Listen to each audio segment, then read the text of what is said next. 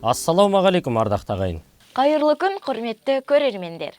Бүгінгі бағдарлама тізгінінде Талшын Нұрлан қызы және Естай Амантайұлы. Абай өз заманына дейінгі дала ғұламаларының даналық қазынасын толық меңгерген. Бүкіл көшпенділер дүниетанымын, олардың болмысын, ақыл-ойын, парасатын дүниеге таратып, адамзат санасының дамуына үлкен үлес қосқан біртуар әрі дара ойшыл. Абай шығармашылығы көшпелілер мәдениетінің әлемдік рухани қазынаға қосқан үлкен үлесі десек қателеспейміз. Қазақтың ұлы ақыны Абай Құнанбайұлының шығармашылық, философиялық, композиторлық саңғырларын қазақ ғалымдары түгілі әлем жазушы ғалымдары зерттеп-зерделеумен келеді.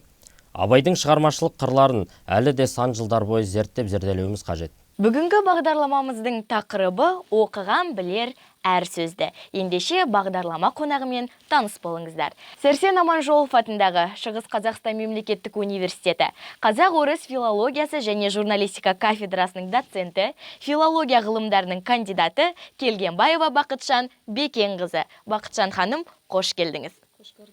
Бақытжан апай, қош келдіңіз. Сізге қояр алғашқы сұрағымыз: Абайды жіті толық таныдық па? Өлеңдері мен қара сөздерін жатқа білеміз, бірақ соның тереңіне бойлай алып жүрміз бе? Ұлы ақынның өзі менің сырым жігіттер емес оңай деген. Демек, Абайдың өлеңдері мен қара сөздеріне бойлау оңай емес. Академик Мұхтар Омарханұлы бүкіл саналы ғұмырын Абай тануға арнай отырып, Абай алып мұхит қой, мен сол мұхитты шөміштеп қалықтап қана алдым деген екен. Абайдың өлеңдері мен қара сөздеріне терең бойлау жайын сөз еткенде, біз жалпы Абай танудың негізгі проблемалары, бүгінгі күнгі проблемалары туралы сөз етуіміз керек. Бұл жерде саяси науқандардың, кеңестік идеологияның зиянды зардаптары Абай тану саласына да өте үлкен кедергі жасағандығын, зиян келтіргендігін атап айтып өтуіміз керек. Әсіресе Абайдың дүниетанымының негіздері, бастау бұлақтары, исламиятқа қатысы, Абай гуманизмнің негіздері туралы сөз еткенде, көп Абайдың шығысқа қатысын сөз еткен кезде өте үлкен даулы мәселелер ақтаңдақ күйінде қалғаны себеп болды. Бұл бағыттағы зерттеулер әсіресе тәуелсіздіктен кейін қолға алынып, жіті зерттеле бастады деп айтсақ болады. Сонымен қатар, Абайдың ақын шәкірттері мен ақындық айналасы, Абайдың ақындық мектебі туралы кешеуілдеп зерттеліп жатыр. Сонымен қатар, текстология мәселесі. Мәселен, бір ғана қылым таппай мақтанба өлеңіндегі дүние дөзі, мал дөзі, ғылымға көңіл бөлсеңіз деген тіркесті алайық. Абайдың стилистикасының ерекшелігі сондай, бір етістік, бір сөз өзгеретін болса, бүкіл мәтін өзгеріп кетеді. Негізгі бөлсеңіз емес, берсеңіз болу керек. Яғни дүние дөзі, мал дөзі, ғылымға көңіл берсеңіз. Егер көңіл бөлсеңіз, орыс тіліне аударып қарайтын болсақ, уделять внимание. Время от времени уделять внимание. Ал ғылымға көңіл берсеңіз деген всю душу отдавать. Полностью отдаться науке деген мағына шығады. Демек, текстологияға да бүгін күнде әрі қарай зерттеу, салыстыру қажет.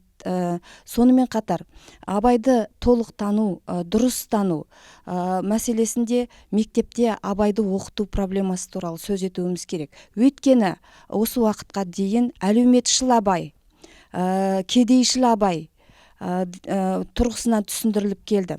Әсіресе тәуелсіздік алғанға дейін.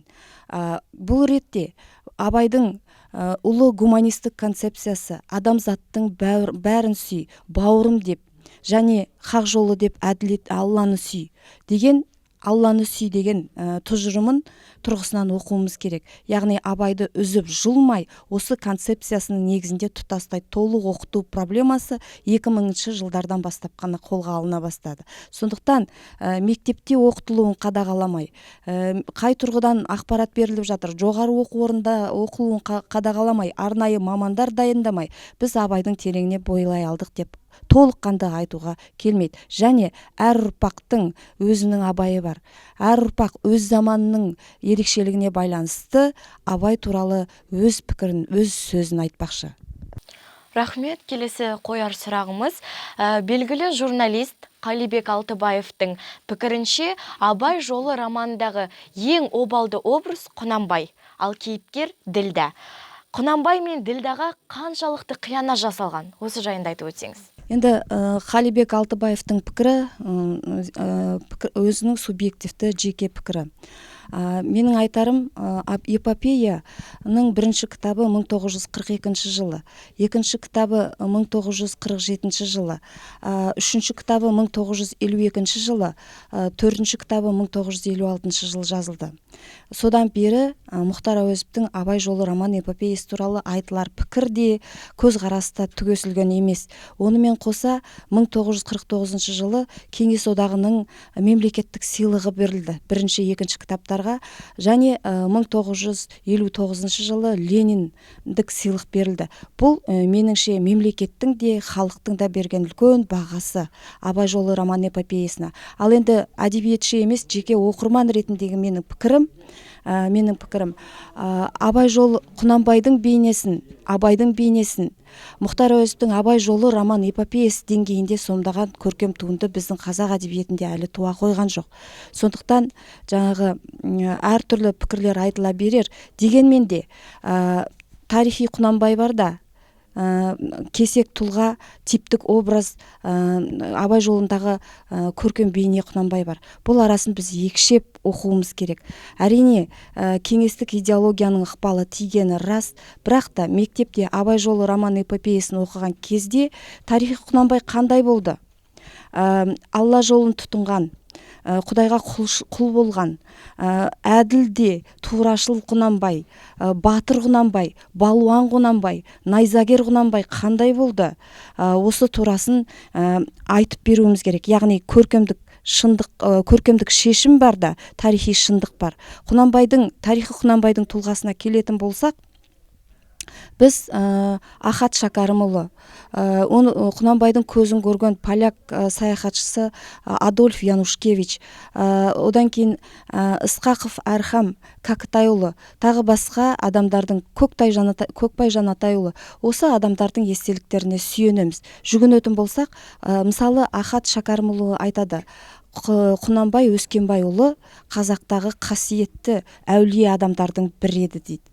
Яғни оның іс-әрекетінің барлығына егер осы естеліктерге жүгіне отырып, тарихи құжаттарға жүгіне отырып баға беретін болсақ, өте әділдігіменен, турашылдығымен көзге түскен, қарақылды қақ жарған, тобықты еліне үлкен мәдениет пен өркениетті алып келген, ұрлықты тыйған, парақорлықты жек көрген, бүкіл жаны түршігіп жек көрді дейді Ахат Шәкәрімұлы айтады. Осындай тұлға болды.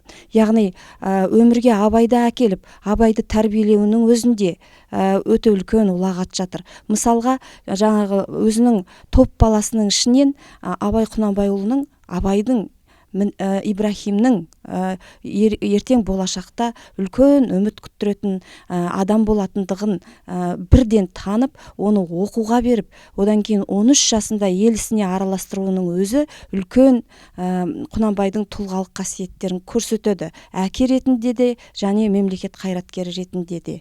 Яғни адасқан халыққа, өзінің тәуелсіздігінен арылып, баспасына би болып кеткен халыққа осындай үлкен өнеге әкелу. Одан кейін Ескітам деген жерде 20 балаға арнап медресе салғызады.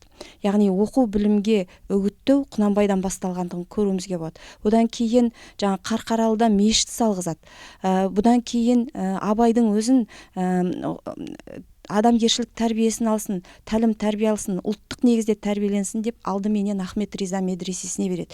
Одан кейін Меккеге барған кезде қазақтарды ешкім танымайды екен деп 100 адам сиятын, кем-кетік, қолында қаражаты жоқ адамдар тоқтайтын 100 адам сиятын Тақия, Құнанбайдың Тақия үйін салғызады. Яғни осы іс-әрекеттерінің өзінен ізгіліктің бастауы болғандығын байқауымызға болады.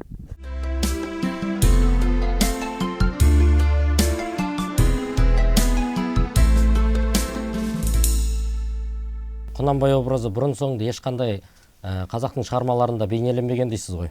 Әрине, әрбір ұрпақтың қайта оқу деген болады, тарихи тұлғаны әр қырынан таныту деген болады. Әр ұрпақтың сол дәуірдегі қоғамдық сананың өзіндік ерекшелігіне байланысты әрбір тарихи тұлғаны әр қырынан қарастыруға, сомдауға болады. Шебер жазушымыз Асқар Сүлейменовтің адамзатқа ескіргенде Абай да ескіреді деген пікірі әлеуметтік желілерде қызу талқыға түсіп жатыр.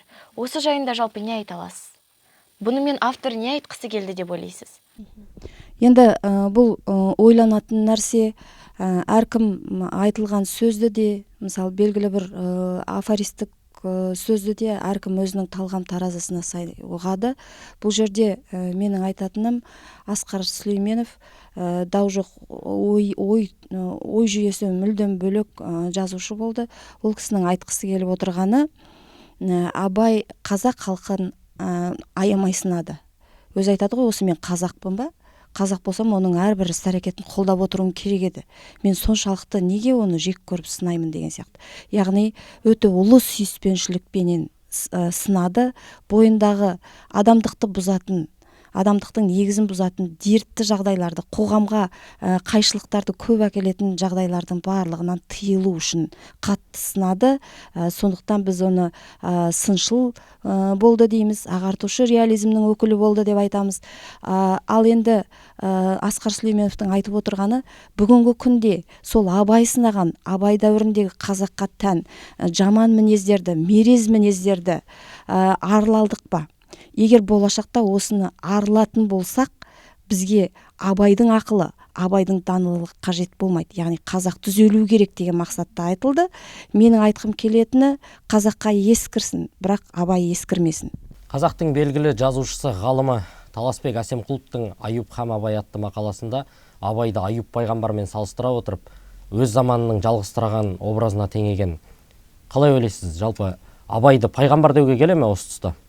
Сөзсіз Абайдың бағасы бізге дейінгі дәуірде беріліп қойған. Хакім Абай дейді. Одан кейін поэзияның пайғамбары Абай дейді.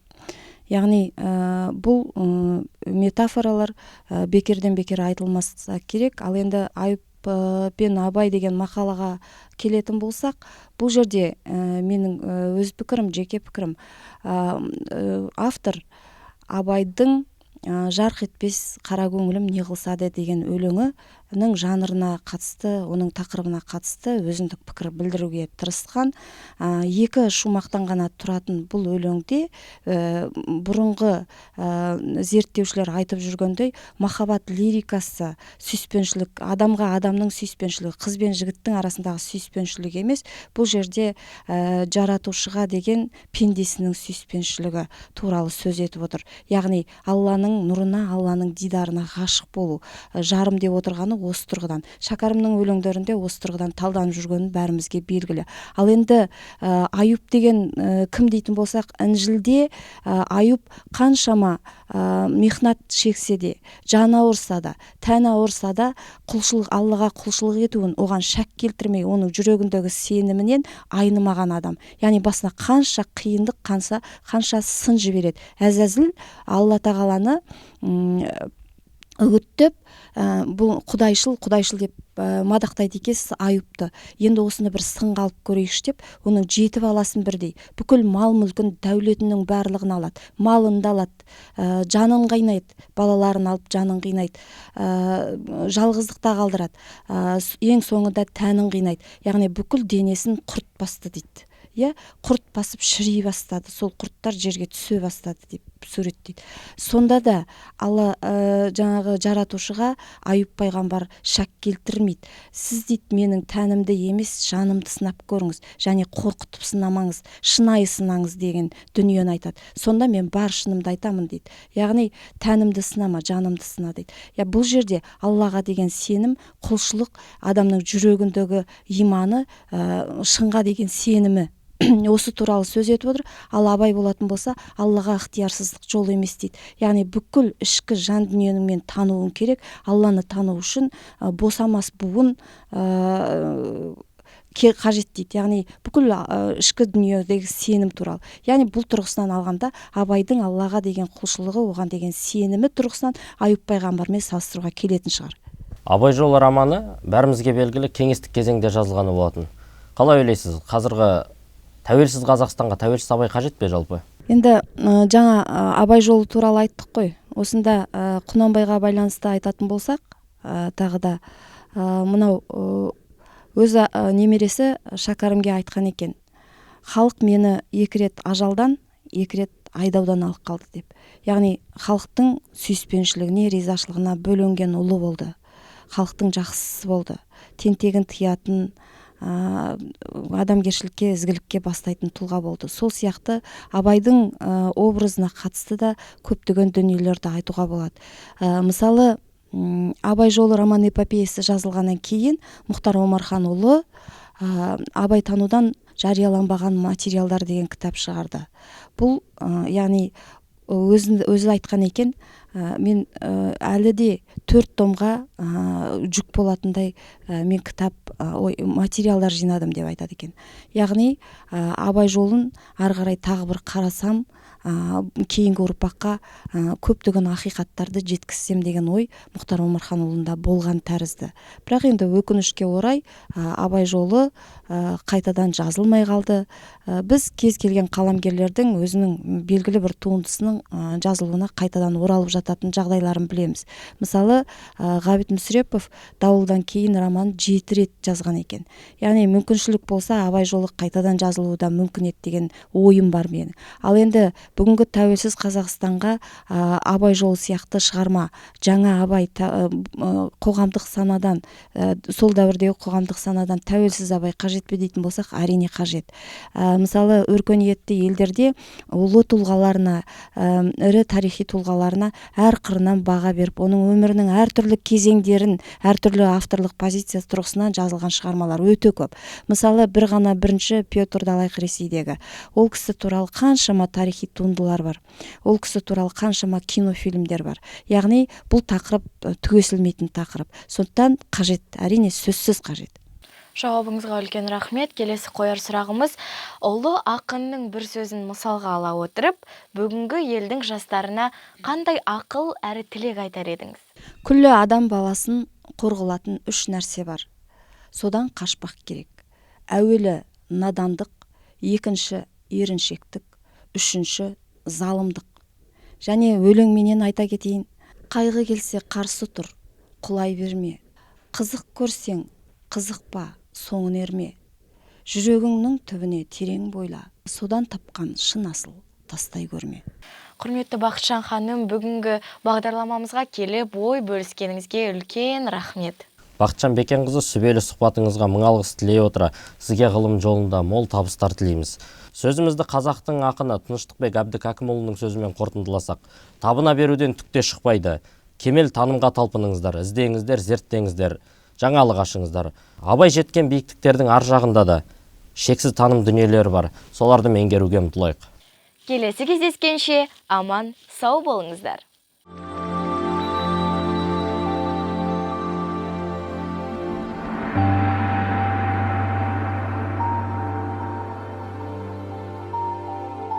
Thank you.